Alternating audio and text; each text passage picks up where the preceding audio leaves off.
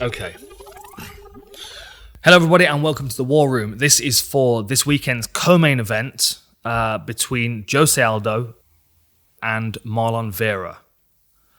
Okay, where do I start? So, I know a lot of people are going to be wondering what Aldo's got left, especially in this division. I have to say that he looked good against Marlon Moraes, and I thought he looked good in the start of the Peter Yan fight. There's no doubt that he's still got all the skills and the speed and the power that he needs to be an amazing fighter. My question, as it was at 145, is I think his battle with the scales is the issue here. You know, he faded in the Yan fight, and it wasn't because Yan wasn't. You know, it's nothing to. I can't discredit Peter Yan in any way. He was doing the work, but there was definitely a drop-off from Jose Aldo for a variety of reasons, I would imagine. When I would have thought in Aldo's featherweight days, if you'd have told me he was going to move weight classes, I would have always said he was going to move up. I expected him to move up a weight class at some point anyway and contend for the 155 belt. Not at any point did I expect him to go down a weight class. So I mean, you know, time will tell whether that was a good decision or not. But he's still. A lot of people see Aldo and they think that he's an older fighter, and he's not. You know, he's not particularly old at all by comparison. I mean, we've got Wonder Boy in the main event at 37. Jose Aldo's 34, and he's still number one for title wins in the featherweight division. You know, he was the king of WEC. He's the king of low kicks. He was the king of the lighter weight classes, Muay Thai, in my opinion. Just slick, crisp, nicely disciplined. There was always a bit of a drop off with his conditioning, but at 145 he seemed to be able to manage it by like taking a round off. Like sometimes he'd take the third round off or the fourth, or like you can go back and watch the Mark Hominick fight, and Mark Hominick had a fantastic last round. But you kind of watch it and you think, oh, Aldo just looks like he's got 4 rounds in the bag. He's just gonna coast and not take any risks. He seemed to manage his energy systems at 145, whereas at 135, he looks fast and sharp. But I don't know whether that drop off is partly down to that that battle against the scales. The other thing I will mention as well is if you watch that shot to the body, that right hand from Peter Yan that hurt him. It clearly hurt him straight away. He clearly acknowledged it, brought his hands down to his body, and then turned to the side. But what I felt was even more interesting is when he goes back to his corner, the way that his coach spoke to him, and I'll forgive me if this is down to the way that it was translated, but the translation comes straight over the top, so I can only take what I'm hearing from that. I'll have to get Veronica onto it. We'll see if it's any other than what I heard. But he said. Put ice on his back and his stomach. I know you felt your stomach. But it sounded very much like it was a pre-existing thing. Like the weight cut was an effort, or like there was a cracked rib or a damaged intercostal cartilage or something. It was almost like there was an acknowledgement that it was already there before the fight had started. Like, oh, he hit you in an area that's already hurt. I may be reading too much into it, but that's one thing to consider. As far as Aldo and his skill goes, if we look at Aldo, who he is just overall as a fighter, he's an excellent Muay Thai fighter. He's got razor sharp skills. His low kicks are devastating. He's got wicked takedown defense. He's got a real skillful, real well thought out approach to the sport, just across the board. And this is why he was the champion for so long. This is why he managed his energy systems when he was fighting over 5 rounds. He always had a very intelligent approach to whoever he was fighting, and he always seemed to be able to keep a cap on the emotional side of things. Aside from a couple of fractures in that armor, obviously one of them being the McGregor fight. Chito Vera is the kind of guy that can get inside your head if he's standing in front of you. Like, he's got this kind of swagger to him that he walks people down and backs them up, and he went from being a very respectful kind of underperforming because he was too respectful against Brad Pickett to now demanding the respect that he deserves when he's stepping there against Sean O'Malley and there's loads of hype around him. The actual game of Chito Vera and how that works with Jose Aldo, I think it's an exciting striking match. The difference is Aldo fights in fits and starts. There are bursts to his game, whereas Chito Vera he gathers momentum. He's like a snowball rolling down a hill. You know, he gathers momentum as he's going down. It gets more dangerous as it goes on, as his confidence rises. 1 second.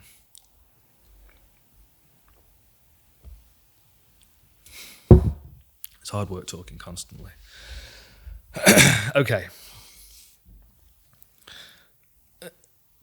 Vera fights out of both stances. He's got a very loose stance. He stands a lot on his back leg, quite happy to be taken down. So he's not too bothered about tempting people to shoot on him. I wouldn't be surprised if Aldo shoots on him in this fight, just to switch things up a little bit, especially if he's under pressure. But he's gonna want to tie box with him. So with Chito Vera switching stances so often and having such a variety of in his kicking game of his own, Aldo's going to have to be patient and be happy with accumulating damage on Chito Vera instead of trying to look for that one shot that's going to really make the difference. Because you came out in the Peter Yan fight, the very first low kick he landed took Peter Yan off his feet. You can do a lot of damage with one kick, especially if it lands on the right spot on the leg, as we saw with Chito Vera against Sean O'Malley. Around the 3-minute mark, Chito lands that low kick, and then you saw Sean O'Malley switch his stance, and that's when we start to see issues with the nerve in his leg. So it only takes one kick. But what we've seen with Aldo, and he's got a much more old school style of Muay Thai where he attacks higher up, like the calf kick's kind of after his generation. So although Aldo may target the calf, he's much more likely to attack the actual thigh itself. And that requires an accumulation of shots to damage. And when you've got someone that's switching stances, you kind of have to accept that you're going to have to accumulate damage on both legs because they're going to be switching stance quite evenly, like Chito does.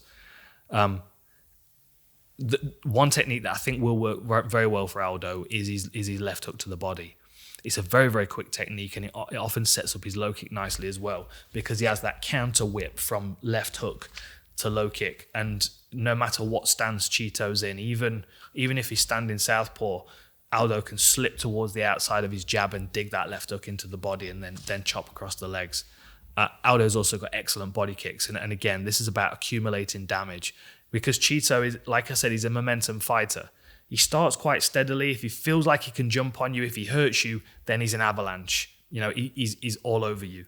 But if you can discourage him and keep, like every time he steps forward, you take a bite out of him, you can hold him back enough to start accumulating points. And this is a 3-round fight. And I think this suits Aldo, especially at the pace at bantamweight, especially if the weight cut is, it takes something out of his gas tank. I'm only speculating. But over 3 rounds, Aldo doesn't have to manage his energy quite as much. He can attack Vera. He can pressure him. When he gets caught with something from Vera, he doesn't have to accept it and back away defensively because, that's his rest round. He can jump on him and he can punish him for it. So he can control the psychology much more of the fight. And if he's not drawn in emotionally, then I feel like that's a game he can absolutely play. If Chito starts to get inside his head a little bit, starts walking him down and slapping him and chopping into his kicks and picking at his body, then we might just start to see Aldo unravel a little bit based on the confidence that he's going to be suffering from his fight against Peter Yan. But I have to say, his last 2 fights, he's looked good at points in the fights. He's looked lethal at some points in the fights. And you look at the guys he's fighting, and this is where we find out whether Chito Vera's got the minerals to be in this top group in the division. And we might even find Aldo's just not quite right for bantamweight, but his skill and his credibility still will do so much for Chito Vera. So this is a huge opportunity for him coming in here. Chito's just inside the top 15. Aldo's at number 7. So, there's a lot to be gained for Vera, a lot to be lost for Aldo. There's going to be an additional pressure there, and this is what happens when you pick up a loss like that. You then open the door for other people to then take your place in the rankings. Chito Vera's been.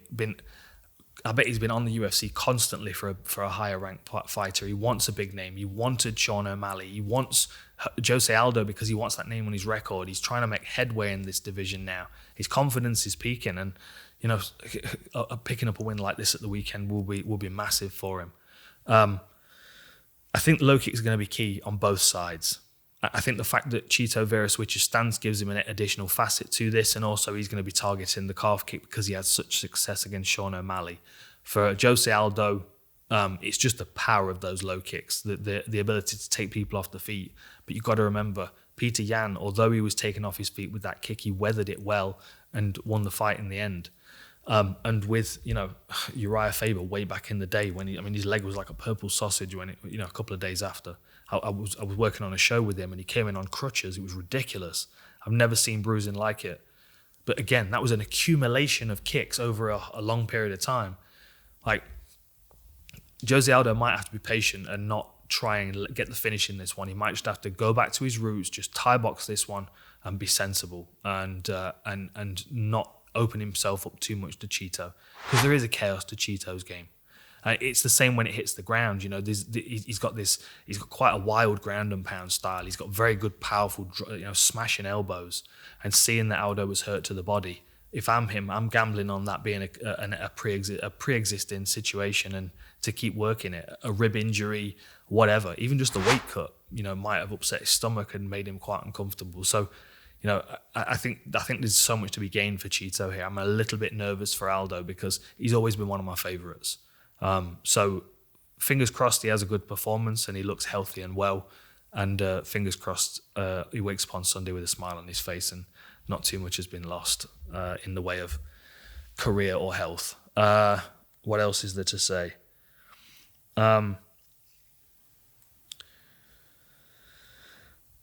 Just one thing about the rankings and the stats and this is where Vera's really starting to make some headway now in this division. Obviously, Jose Aldo, most of his stats sit at 145, where he's still in the majority of those rankings for something or other. Fights, wins, stoppages, bonuses, etc. He's still first in the wins in title fights at 8. So, Jose Aldo's career and credentials sit at 155. Marlon Vera has already carved out a nice position for himself in this division. So although Jose Aldo's defending his ranking, it's Marlon Vera that's already done enough damage in this division to really start getting people excited. Because what's he got? 10th in total fights. He's tied first for total finishes. Tied third for TKOs and subs. And he's fourth for a 6-fight win streak. So, he's already made a good indentation in this division. He can take a chunk out of Aldo and add that scalp to his record, and then he's got the mouth and the charisma and the popularity to keep rising this division very quickly. And who doesn't want to see him in there against the top guys in this sport? On that note, I will wrap this one up, and I will say enjoy the fights, enjoy the last card of the year, and I will see you next time.